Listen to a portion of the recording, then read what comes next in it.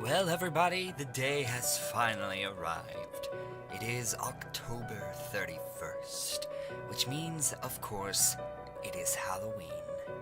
And to celebrate, I do not just have one story for you today, but four. And we will celebrate Halloween right by putting all of them together in a compilation, especially celebrating today. And right after this, stay tuned for a very, very special video where I will be announcing my next series. You won't want to miss it, I assure you. So, let's start with the first, The Void. The second, Mr. Bones. The third, The Wanderer on the Tracks. And our final story, number 1, will be, please, take just one. I hope you enjoy our 4 stories today. Happy Halloween, everyone.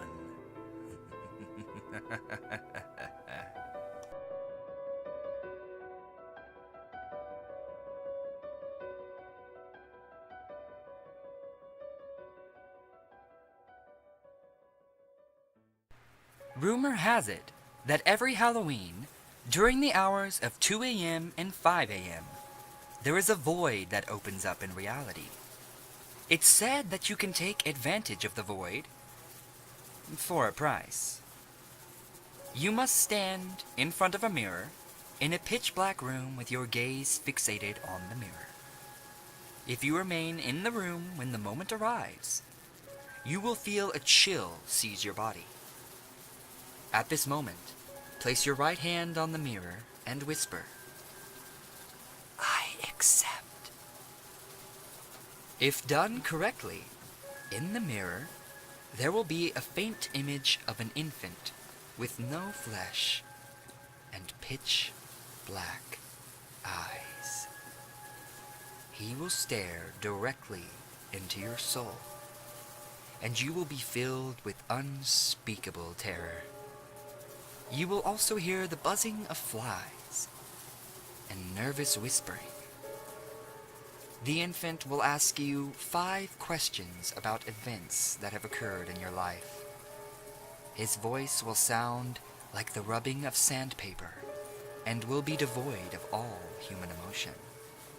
For each question that you answer incorrectly, one of your 5 senses will be consumed and lost to you forever. However, for each question that is answered correctly, you will be able to recite the name of someone you know. That person will be found dead the next morning, with their flesh removed and their eyes missing.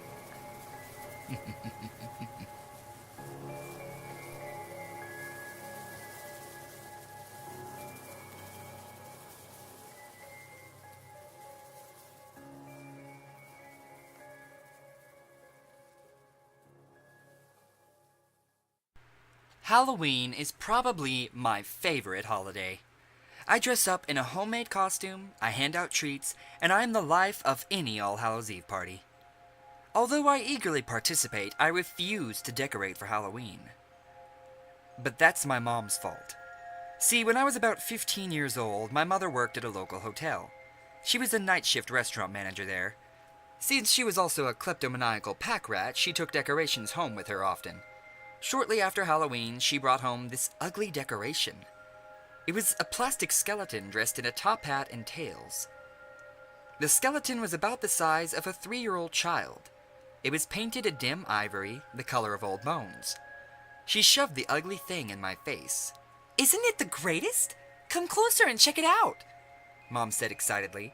When I got closer, I shrieked as the stupid thing spoke. Well, to be more accurate, it screamed at me, with glowing redness in its empty sockets. Boo! Happy Halloween! Turned out the skeleton had a battery pack in it that powered 2 red LEDs and a speaker hidden in its skull. Real funny, Mom. Scare your kid out of 10 years old of his life. I asked her to take the batteries out of the pack. She did so, snickering at her joke, and placed the skeleton in a display alcove directly across from our front door. As the months passed, she dressed Mr. Bones, yes, she named the damn thing, in different accessories for the holidays. Indian headband on its top hat for Thanksgiving, a fake white beard for Christmas, a glittery bow tie for New Year's. At random, she would put the batteries back in again to give me a scare when I got home from school. Mom, take the batteries out of the damn skeleton! I didn't put them back in, honey. She was laughing as she said it, which gave proof to her lie. I hated her pranks. My mom left me home alone a lot at night. It came with her job as a night manager. I dealt with it by playing video games or reading as late as I wanted and eating junk food that I had hidden in my room. That didn't always help, though, as sometimes I got this feeling. I would say it was just paranoia, but anyone who has experienced it would never say just paranoia. That makes it seem smaller than it feels. Your mouth goes dry and no amount of drink makes it feel better. Your stomach keeps doing this strange roll to the side. Your breath becomes shorter, and all you can think about is how stupidly easy it would be for someone to get into your place and make short, bloody, violent use of you. I decided to take the batteries out of Mr. Bones once and for all during one of these fits. I didn't need the stupid thing shrieking at me while I was like this. I took out the batteries and decided to clip one of the wires just to be sure. As I picked the skeleton up and turned it over, it occurred to me that the decoration was a bit heavy. It felt heavier than plastic should be. I knew the hands were plastic. The little bony hands were obviously made from a bad mold, as was the skull. After I clipped the wire, I opened the tuxedo shirt and felt the ribs. But those didn't feel like plastic. It felt colder and a little like stone, a little like wood. There were strange grooves in the area where the heart would be on a normal person. Notches like something had been forced there. I had never felt bone, but those ribs felt like how I imagined bone would feel. I quickly buttoned the shirt back up on the doll and flung it into the alcove. I was going to head up to bed, now, and tell Mom about this in the morning. Maybe we could take the doll to the police or give it a proper burial. I turned to head up the stairs. Boo. It was said quietly. It wasn't screamed this time. My head whipped around. Light came from the eye holes of the doll's skull, beaming red at the ceiling. After I had clipped its cables and taken out the batteries, and what the fuck? No. I didn't wait for an answer. I ran up the stairs to my room and locked the door. I left all the lights on and refused to come out until morning. My mother promised me that she would take care of the doll. I never saw it again after that. I don't know if she took it to the cops or just threw it away, but frankly, I don't care anymore.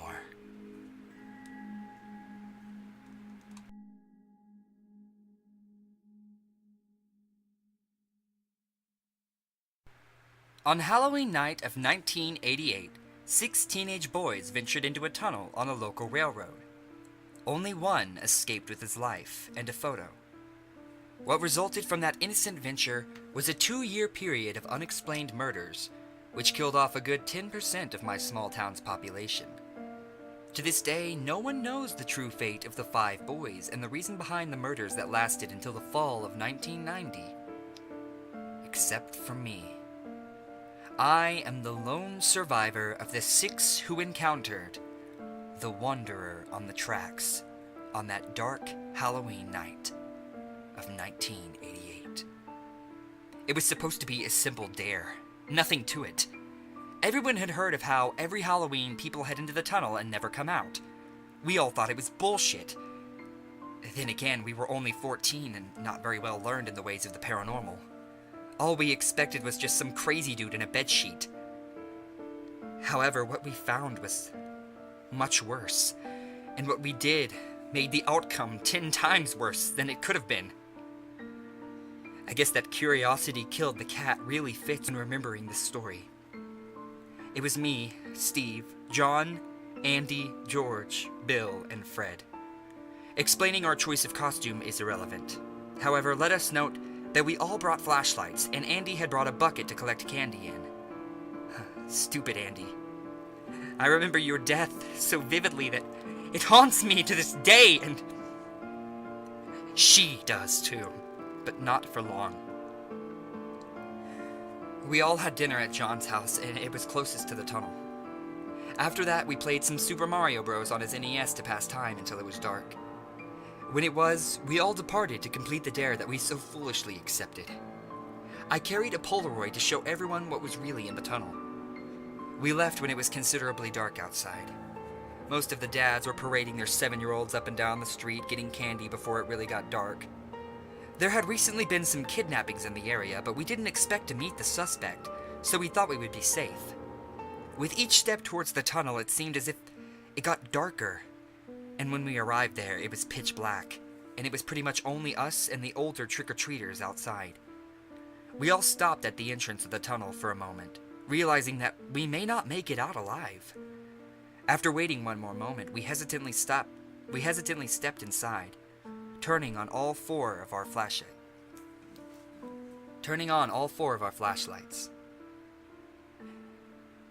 No one really wanted to do this. We felt this more and more as we went deeper into the tunnel. It was weird, though. Usually, a tunnel ended around 500 feet, but it seemed like this one went on for miles. We went on for what I want to say was another 3,000 feet. And that's when we saw it. At the time, we had no idea what it was. If I had a choice, I would wish that I never found out what it was and what it did. "The fuck is that?" Bill asked, half whispering to the rest of us. What we saw looked like a girl that had covered herself in dark paint or makeup and had on an old, plain white nightgown. She was holding what looked like a rod or a staff. Her back was facing us. "Beats me," Andy shrugged. "Hey!" He yelled at the thing before throwing the bucket at it.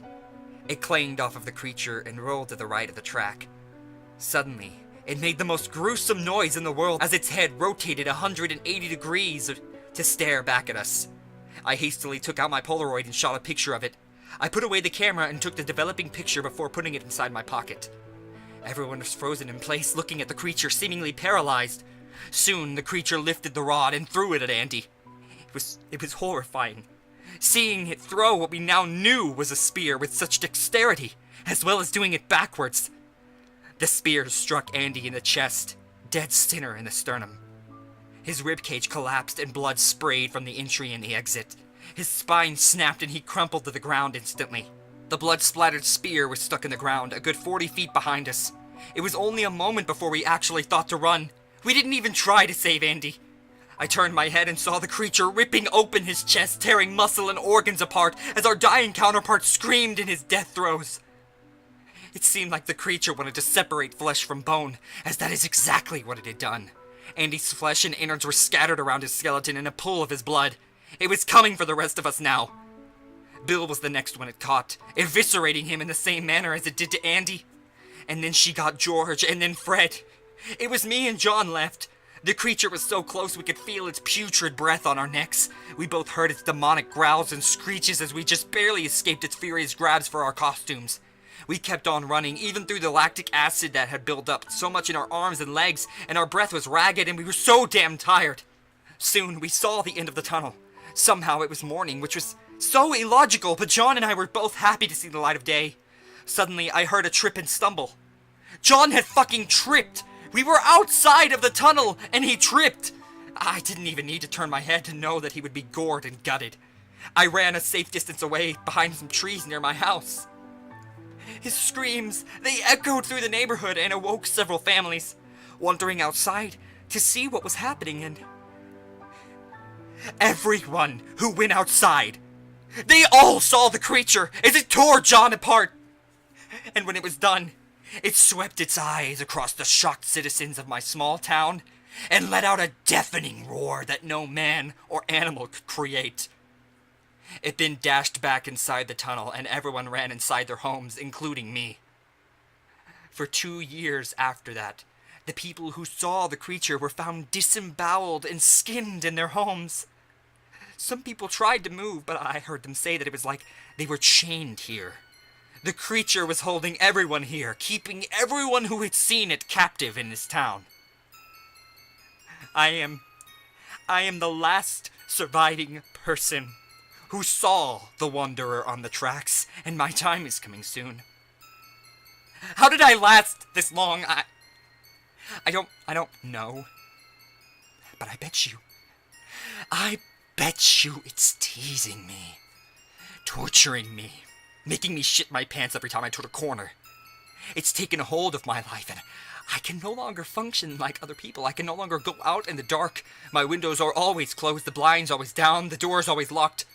I've tried to kill myself multiple times, but I can't. It won't let me. Recently, I've been hearing the dying screams of my friends. I've heard a bucket clanging from outside my window, tapping on my front door at night. I know it's a sign. It's a sign that it's coming for me soon.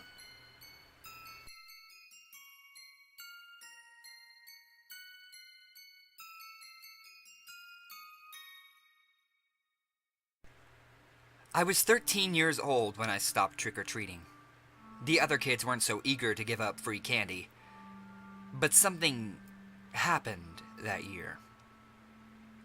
Something awful. My friends Owen, Drew, and I were out trekking for candy when we came to a house that had a big bowl of it sitting on the porch. A sign above it read, "Please, take just one." We joked about swiping it all, but Owen and Drew only took a few each. Enough to make them feel like badass kids. I'd always been afraid to take more than just one because I was intimidated by authority. Sure, it was just a sign and it usually meant that the owner wasn't home, but I was a timid kid who always did what he was told. Owen and Drew explained how that house did the same thing every year and that the people rarely saw the guy who lived there. They dared me to do what they were too chicken to, so I decided to see what it felt like to do something naughty. We looked around to make sure that no one was watching, and I poured the contents of the entire bowl into my bag. The three of us ran down the street laughing and shoving each other. Part of me expected someone to chase after us. In hindsight, I was right to be concerned. At Owen's house, we dumped out and sorted all of our yummy treasures. I tried to offer him and Drew some of the contraband candy, but they refused. I remember Owen saying, "That's all you, dude," and Drew shouting, "I don't want your tainted treats." Granted, they weren't entirely serious, but I was annoyed that they weren't sharing in the responsibility, enough to go home instead of sleeping over. That night, I was torn from a sugar-fueled dream by a hand over my mouth, and a knife to my neck. The skin was rough and the blade was ice cold. It was just slightly pressing into my skin, ready to slit my throat at a moment's notice. My body went stiff. I wanted to scream, but then a gruff voice whispered, "Don't make a sound." At first I didn't realize what was happening. Were we being burglarized? But then I got the answer. "Can't you read, you little shit?" The sign said just one. Just fucking one! I'll never forget those words and the sickening smell of his breath. He went on to explain how every year he would catch kids taking 2 or 3 pieces of candy, which always infuriated him. It wasn't until I took the entire bowl that he snapped. Why did I do something so stupid? I was terrified and humiliated all at the same time. "You like candy, do you little bastard?" he asked me. So I shook my head as much as I could despite his hand pressing against my face. He then removed it, still holding the knife to my neck, and proceeded to shove unwrapped candies into my mouth. I tried not to inhale, but I couldn't help it. I could feel things pushing against the back of my throat as I whimpered and drooled. I started to gag, but he put his hand back over my mouth so I wouldn't cough anything up. I truly believed I was going to die, and I feared for my friends as well. My short life flashed quickly before my eyes. All I could think in that moment was, how could an adult hate children this much? Everything I presumed about them was suddenly a lie. They weren't infallible, and their authority wasn't always law. Fine, so I took all the guy's candy. Did I really deserve to die? As I contemplated this for the first time, expecting to suffocate to death, my father rushed into the room, grabbed my metal desk chair, and beat the living shit out of the guy. I never loved my dad so much as I did that night. I'm an adult now, and I live alone in a nice house on a quiet street with lots of kids. Every Halloween, I leave a basket on my front stoop, full of candy with a sign that reads, "Take as many as you want."